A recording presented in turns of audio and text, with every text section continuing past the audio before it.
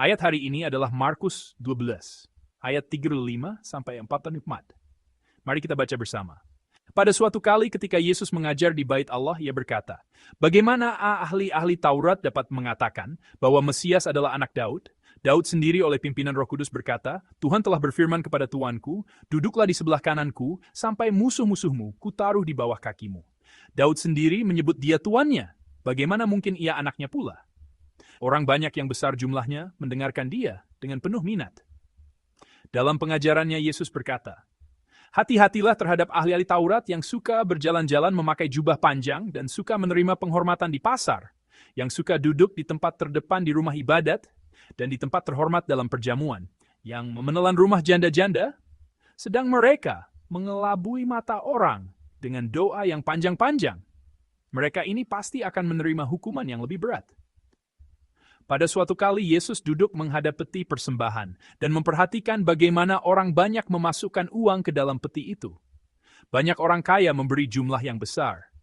Lalu datanglah seorang janda yang miskin dan ia memasukkan 2 peser, yaitu 1 duit. Maka dipanggilnya murid-muridnya dan berkata kepada mereka, "Aku berkata kepadamu, sesungguhnya janda miskin ini memberi lebih banyak daripada semua orang yang memasukkan uang ke dalam peti persembahan. Sebab mereka semua memberi dari kelimpahannya, tetapi janda ini memberi dari kekurangannya, semua yang ada padanya, yaitu seluruh nafkahnya." Amin. Saya akan menyampaikan firman Tuhan dengan judul, "Sebab ia hadir di sini, sebab ia melihat sekarang." Beberapa gambar tidak hanya menunjukkan satu pemandangan, tetapi 2 pemandangan sekaligus. Sebagian orang melihat pemandangan yang satu terlebih dahulu, dan sebagian lainnya melihat pemandangan yang lain. Namun, orang seringkali berpikir bahwa hanya apa yang mereka lihat yang benar dan bersikeras bahwa hanya ada satu gambar itu saja. Sebenarnya, saat melihat gambar yang sama, orang dapat melihat pemandangan yang berbeda. Ini karena apa yang terlihat dapat berbeda tergantung pada sudut pandang. Kisah dalam nas hari ini juga serupa. Orang-orang melihat situasi yang sama, tetapi menafsirkannya dari sudut pandang yang berbeda. Saat merenungkan kisah terkenal tentang 2 peser janda miskin, kebanyakan orang berfokus pada janda yang memberikan persembahan. Dengan hati seperti apa ia bisa memberikan persembahan itu? Iman seperti apakah yang memampukannya memberikan seluruh biaya hidupnya? Bisakah aku melakukan hal yang sama seperti janda ini? Kita sering seperti ini. Merenungkan dengan cara ini sama sekali tidak buruk. Tentu saja nas ini menyampaikan makna seperti itu. Seorang janda yang merupakan golongan paling terpinggirkan dalam masyarakat pada masa itu, dan persembahan 2 peser yang nilainya sangat kecil, sebuah perenungan bahwa dari sudut pandang orang miskin, hal itu pasti membutuhkan keputusan yang sangat besar. Sebuah tekad dan keputusan yang hanya mungkin terjadi dengan iman.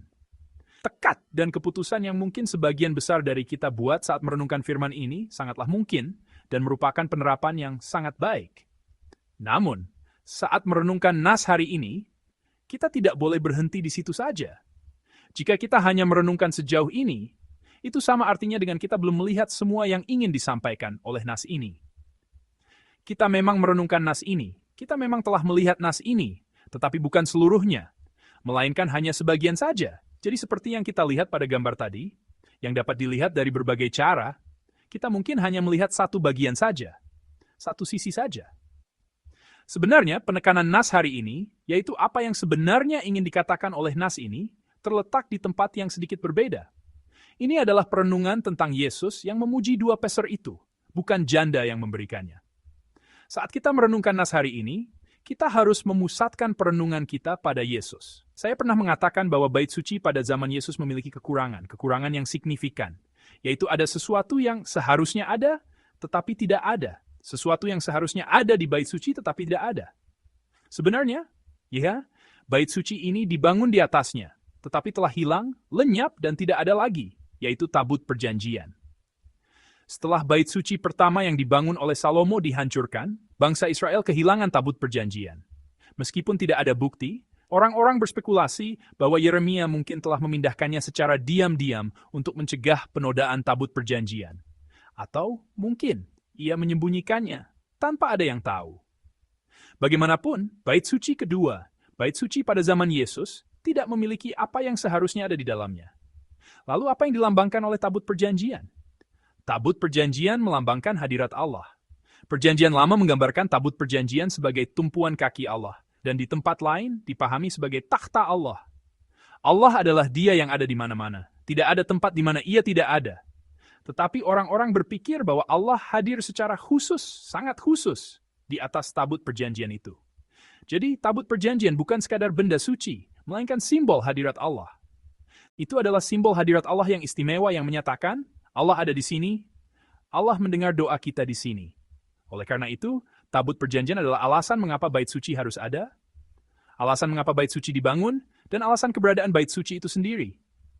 Namun, mereka kehilangan tabut perjanjian itu, dan bait suci kedua menjadi bait suci tanpa tabut perjanjian. Jadi, tidak berlebihan jika kita menyebut bait suci itu seperti ini. Bait suci yang kehilangan hadirat Allah, bait suci tanpa hadirat Allah, dan karena itu, bangunan yang kehilangan alasan keberadaannya. Bait suci pada masa itu memiliki kekurangan yang signifikan ini. Kekurangan fatal ini berlanjut hingga zaman Yesus. Namun, sekarang siapa yang masuk ke dalam bait suci ini? Sekarang, Yesus masuk ke dalam bait suci itu. Mari kita baca bersama ayat 35. Pada suatu kali ketika Yesus mengajar di bait Allah, Ia berkata, bagaimana ahli-ahli Taurat dapat mengatakan bahwa Mesias adalah anak Daud? Amin. Di manakah Yesus sekarang? Yesus sekarang berada di dalam bait suci. Ia sedang mengajar di dalam bait suci. Kalau begitu, izinkan saya mengajukan sebuah pertanyaan. Bagaimana keadaan bait suci ini sekarang? Bait suci yang tidak memiliki hadirat Allah, kini Yesus, anak Allah telah masuk ke dalamnya. Jadi bagaimana keadaan bait suci itu sekarang? Sekarang bait suci itu telah menjadi bait suci, di mana hadirat Allah dipulihkan. Bait suci yang tanpa Allah telah menjadi bait suci hadirat Allah, karena Yesus masuk ke dalamnya. Melalui Yesus, bait suci telah berubah seperti ini. Jadi nas hari ini menunjukkan kepada kita apa yang terjadi di bait suci hadirat Allah, bait suci di mana hadirat Allah telah dipulihkan karena Yesus masuk ke dalamnya. Dengan cara ini, jika kita merenungkan nas yang kita baca hari ini, kita dapat merenungkannya lebih dalam dan lebih kaya. Ketika Yesus masuk ke dalam bait suci, apa yang sekarang terjadi? Pertama, mari kita baca bersama ayat 38 dan 39. Dalam pengajarannya Yesus berkata, hati-hatilah terhadap ahli-ahli Taurat yang suka berjalan-jalan memakai jubah panjang dan suka menerima penghormatan di pasar, yang suka duduk di tempat terdepan di rumah ibadat dan di tempat terhormat dalam perjamuan. Amin. Di dalam bait suci itu, di dalam bait suci yang hadirat Allahnya telah dipulihkan, pengajaran Yesus mengalir keluar. Hati-hatilah terhadap ahli-ahli Taurat, perintah Yesus. Para ahli Taurat di sini mengacu pada para pemimpin agama Yahudi. Para pemimpin agama ini berpusat di bait suci, dan di bait suci yang telah kehilangan hadirat Allah itu, mereka mencurahkan seluruh tenaga mereka bukan untuk menyatakan Allah, melainkan untuk menyatakan diri mereka sendiri. Mereka berjalan-jalan mengenakan jubah panjang yang sebenarnya tidak perlu mereka kenakan untuk menunjukkan bahwa mereka adalah murid teladan dalam agama. Dan mereka menikmati menerima salam hormat di pasar yang sebenarnya tidak perlu mereka datangi. Bukan hanya di rumah ibadat yang merupakan tempat rohani, tetapi juga di tempat-tempat sekuler seperti perjamuan. Mereka hanya bersikeras pada tempat terhormat. Mereka telah menjadi orang yang dilayani, bukan yang melayani. Dan hidup mereka adalah hidup tanpa Allah. Bahkan hidup mereka adalah hidup yang merampas tempat Allah. Beginilah rupa mereka yang melakukan pelayanan tanpa Allah di bait suci yang tanpa hadirat Allah.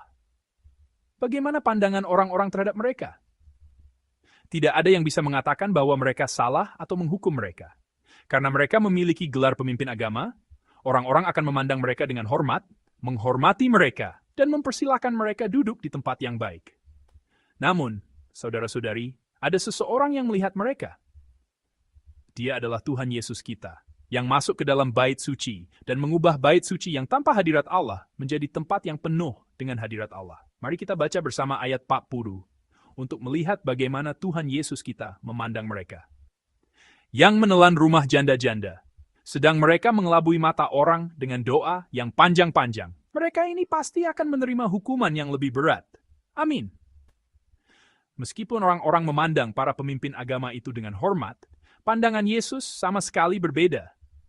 Di mata Yesus, mereka hanyalah orang-orang yang menelan harta benda janda, orang-orang yang menindas orang miskin, Dan bukan hanya itu, mereka juga terlihat sebagai orang-orang yang melanggar hukum Allah yang memerintahkan untuk menolong orang miskin. Orang yang berdoa panjang-panjang dengan kemunafikan, jadi mereka tidak berdoa kepada Allah, melainkan hanya terlihat oleh Tuhan kita sebagai orang yang mengucapkan mantra seperti gema yang bergema di udara, yang tidak didengar oleh Allah, untuk pamer kepada orang lain. Selanjutnya, Yesus berkata seperti ini, mereka ini pasti akan menerima hukuman yang lebih berat. Ia berbicara tentang penghakiman, yaitu pengadilan. Yesus yang hadir di Bait Suci sedang menghakimi para pemimpin agama Yahudi. Ia sedang menilai dan menghakimi kemunafikan mereka, kejahatan mereka, kesombongan mereka, dan kehilangan Allah dalam diri mereka. Tuhan kita menyatakan bahwa mereka menerima penghakiman yang lebih berat, penghakiman yang lebih serius. Di dalam Bait Suci, Yesus menjatuhkan hukuman bersalah, dosa yang lebih berat kepada para pemimpin agama Yahudi. Dan setelah penghakiman ini, apa lagi yang terjadi? Hal yang sebaliknya juga disampaikan dalam nas hari ini. Mari kita baca bersama nas hari ini, ayat 41 dan 42. Pada suatu kali Yesus duduk menghadapi peti persembahan dan memperhatikan bagaimana orang banyak memasukkan uang ke dalam peti itu. Banyak orang kaya memberi jumlah yang besar. Lalu datanglah seorang janda yang miskin dan ia memasukkan 2 peser, yaitu 1 duit. Amin. Yesus duduk di seberang peti persembahan di dalam Bait Suci. Ia masih berada di dalam Bait Suci, dan ia memperhatikan orang-orang memberikan persembahan. Sementara banyak orang kaya memberikan persembahan dengan sombong, ada seorang wanita yang menonjol di antara mereka. Ia adalah seorang janda dan ia memasukkan 2 peser ke dalam peti persembahan. 2 peser itu mungkin nilainya setara dengan semangkuk mie instan di toko serba ada saat ini. Semua orang pasti berpikir, orang kaya memberi banyak, janda itu memberi sedikit. Sambil mendengarkan suara koin yang jatuh ke dalam peti persembahan yang terbuat dari perunggu berbentuk seperti trompet, suara berat dari orang kaya, dan suara ringan dari 2 peser janda itu, orang-orang mungkin secara alami berpikir siapa yang memberi banyak dan siapa yang memberi sedikit. Namun, pikiran Yesus berbeda. Mari kita baca bersama ayat 43 dan 44. Maka dipanggilnya murid-muridnya dan berkata kepada mereka, Aku berkata kepadamu, sesungguhnya janda miskin ini memberi lebih banyak daripada semua orang yang memasukkan uang ke dalam peti persembahan. Sebab mereka semua memberi dari kelimpahannya. Tetapi janda ini memberi dari kekurangannya semua yang ada padanya, yaitu seluruh nafkahnya. Amin. Yesus memuji persembahan janda miskin itu. Bukan sekadar mengatakan bahwa ia memberi banyak, Yesus bahkan memberikan pujian yang luar biasa. Ia menilainya dengan mengatakan, memberi lebih banyak. Ia memujinya dengan mengatakan bahwa ia memberi lebih banyak dari semua orang yang memasukkan uang ke dalam peti persembahan. Ia menilai bahwa memberikan sebagian dari apa yang dimiliki orang kaya berbeda dengan memberikan semua yang dimiliki orang miskin. Wanita itu mungkin telah melepaskan makan malamnya hari itu. Itu pasti hanya makanan sederhana yang tidak berlimpah. Makanan sederhana yang hanya cukup untuk meredakan sedikit rasa lapar, tetapi ia mempersembahkan semuanya kepada Allah. Tuhan Yesus kita mengetahui semua kisah di balik 2 peser wanita itu, pusat hati wanita itu, dan ia memujinya. Sama seperti ia tidak hanya menghakimi para ahli Taurat, tetapi menghakimi mereka sebagai lebih berat. Ia juga tidak hanya memuji wanita ini dengan mengatakan baik, ketika hadirat Allah dipulihkan di Bait Suci, hal seperti ini terjadi. Saudara-saudari yang terkasih, Tuhan Yesus kita mengetahui segalanya. Inilah pesan inti dari nas hari ini. Tuhan Yesus kita mengetahui segalanya. Ada Yesus yang melihat semua situasi dengan tepat. Fakta ini memberikan penghiburan yang begitu besar bagi kita. Ada seseorang yang melihat tidak hanya apa yang terlihat oleh mata manusia dan terdengar oleh telinga manusia, tetapi juga situasi tersembunyi di baliknya. Niat sejati yang tersembunyi di dalam hati dan pusat hati itu. Dia adalah Tuhan Yesus kita, Allah kita. Kadang-kadang kita menjadi kecewa. Mengapa orang yang hidup dengan hati yang jahat berhasil? Dan kadang-kadang kita menjadi cemas. Mengapa aku yang hidup dengan hati yang benar mengalami kesulitan? Mengapa dunia ini seperti ini? Apakah memang seperti ini? Kadang-kadang iman kita goyah dan kita jatuh ke dalam pencobaan. Apakah hidup dengan benar itu berarti? Apakah layak mempertahankan iman sambil menderita kerugian? Nas hari ini dengan jelas mengatakan bahwa ada seseorang yang melihat segalanya dengan tepat. Ada seseorang yang melihat tidak hanya apa yang terlihat oleh mata manusia, tetapi juga hal-hal yang tidak terlihat. Seseorang yang mengetahui segalanya. Nas hari ini dengan jelas mengatakan kepada kita bahwa ia akan menghakimi dengan tepat, dan ia akan membalas dengan tepat. Saudara-saudari yang terkasih, ada Yesus yang menjatuhkan hukuman. Ada Tuhan Yesus kita yang memberikan penghakiman yang berbeda dari dunia. Penghakiman yang tepat. Alasan mengapa kita harus tidak menyerah pada godaan dan melawannya hingga menang. Alasan mengapa kita harus hidup benar. Ada di sini. Alasan mengapa kita harus hidup benar dalam firman Tuhan meskipun sulit. Meskipun kita tahu bahwa dengan menutup mata sejenak saja akan ada keuntungan.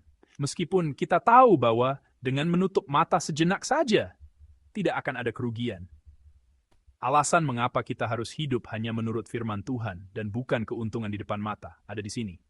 Alasan mengapa kita tidak iri dan tidak mengikuti orang-orang yang tampaknya hebat di mata orang lain tetapi terperosok dalam kemunafikan, kesombongan, dan keangkuhan ada di sini. Karena Tuhan kita ada, karena Tuhan kita melihat semua ini, karena Tuhan kita menilai semua ini dengan tepat. Kita memiliki alasan untuk hidup benar. Alasan untuk hidup sesuai dengan firman.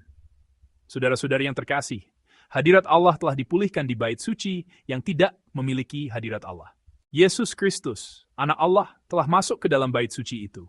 Bait suci yang tanpa Allah telah menjadi bait suci di mana Allah ada. Di bait suci yang hadirat Allahnya telah dipulihkan, hal seperti ini terjadi. Orang yang dianggap sebagai murid teladan dalam hal agama oleh siapapun, di mata dia yang hadir, ternyata bukanlah murid teladan, melainkan hanya objek penghakiman. Dan bahkan penghakiman yang berat, penghakiman yang lebih berat telah dinubuatkan. Sebaliknya, seorang wanita yang memberikan persembahan yang dianggap tidak berarti oleh siapapun, di dalam hati dia yang hadir, menjadi objek pujian yang luar biasa. Ia diakui sebagai orang yang memberi paling banyak. Ketika bait suci menjadi bait suci yang sejati, ketidakadilan terungkap sebagai ketidakadilan. Dan ketika bait suci menjadi bait suci yang sejati, kebenaran hidup kembali dengan sejati. Namun saudara-saudari, ada perubahan yang jauh lebih besar dari ini. Ketika bait suci menjadi bait suci yang sejati, ketika hadirat Allah yang sejati dipulihkan di bait suci, Alkitab menggambarkannya dalam nas hari ini seperti ini. Mari kita baca bersama ayat 37. Daud sendiri menyebut dia tuannya, bagaimana mungkin ia anaknya pula? Orang banyak yang besar jumlahnya mendengarkan dia dengan penuh minat. Amin.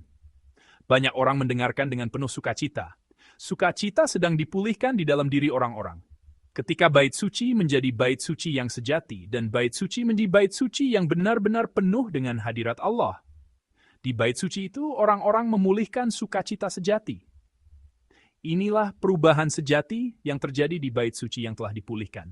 Bukan hanya orang-orang tertentu yang bersukacita, tetapi tempat di mana semua orang menjadi bersukacita. Bukan hanya orang-orang yang menampilkan diri dengan baik yang bersukacita, tetapi juga orang-orang yang tidak terlihat, orang-orang yang terpinggirkan. Semua orang menjadi bersukacita. Inilah pemulihan hadirat Allah.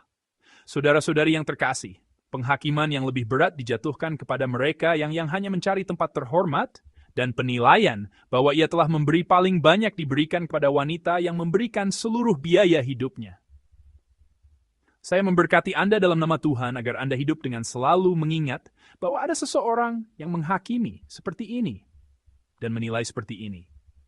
Meskipun kita tidak perlu naik ke posisi tinggi, meskipun kita tidak perlu mencari tempat terhormat yang mudah terlihat oleh orang lain, Allah sudah mengetahui segalanya. Dan Allah melihat kita semua. Allah mengetahui segalanya. Air mata yang diam-diam kita teteskan di sudut bait suci saat fajar, kita sudah mengetahuinya. Bukan pujian atau penilaian manusia, melainkan hati yang hanya berharap dan menanti pujian Allah, yang melayani dan berbagi dalam diam di tempat yang tidak dilihat siapapun, kepada orang yang tidak dipedulikan siapapun, tanpa ada yang tahu. Allah kita sudah mengetahuinya. Ada seseorang yang menghakimi dengan keadilan, seseorang yang memuji dengan kasih, yaitu Allah kita. Saya memberkati Anda dalam nama Tuhan, agar Anda tinggal di dalam hadirat-Nya. Amin. Saya memberkati Anda semua, jemaat kami dalam nama Tuhan, agar selama seminggu yang baru dimulai ini, Anda takut kepada Dia yang benar-benar menghakimi, merindukan Dia yang benar-benar memuji, dan menikmati serta merasakan sepenuhnya sukacita yang dinikmati dalam hadirat Tuhan, dan kegembiraan yang dirasakan dalam kebersamaan dengan Tuhan. Sambil merenungkan firman yang diberikan, mari kita bersama-sama menyanyikan pujian visi, kami berkumpul di hadapan takhta-Mu. Kami berkumpul di hadapan takhta-Mu, bersama-sama memuji Tuhan kasih Allah. Ia memberikan anaknya, oleh darahnya. Kita diselamatkan. Kasih yang tercurah di kayu salib, mengalir seperti sungai di seluruh bumi. Dari setiap suku, bangsa, kaum, dan bahasa, menerima keselamatan dan menyembah Tuhan. Keselamatan adalah milik Dia yang duduk di atas takhta Allah kita. Kita dan anak domba. Keselamatan adalah milik Dia yang duduk di atas takhta Allah kita dan anak domba. Mari kita berdoa bersama. Mari kita merenungkan apa yang kita sadari saat kita hidup. Apakah Allah benar-benar ada dalam hal-hal yang kita sadari? Apakah ada pandangan Allah, penilaian Allah, nilai-nilai Allah di dalamnya? Biarlah kami takut akan penghakiman Allah. Biarlah kami semua menjadi orang yang hidup merindukan pujian Allah, bukan pujian manusia. Mari kita maju bersama dalam doa. Tuhan yang penuh kasih, terima kasih. Biarlah kami merenungkan apakah kami tidak seperti bait suci pada zaman Yesus, di mana Allah tidak hadir. Biarlah kami merenungkan apakah kami tidak sadar akan pandangan Allah, penilaian Allah, dan hanya tertarik pada pandangan dan penilaian manusia. Kami tidak akan hidup dalam kemunafikan untuk naik ke tempat yang lebih tinggi. Kami akan hidup dengan menghargai hati yang kecil di tempat yang tidak terlihat. Kami akan hidup memulihkan hadirat Tuhan dalam hidup kami. Tuhan, pimpinlah hidup kami, dan hadirlah secara pribadi dalam hidup kami, agar hidup kami semua dipenuhi dengan sukacita Tuhan dan kegembiraan Tuhan. Amin. Dalam nama Tuhan kami, Yesus Kristus, kami berdoa. Amin.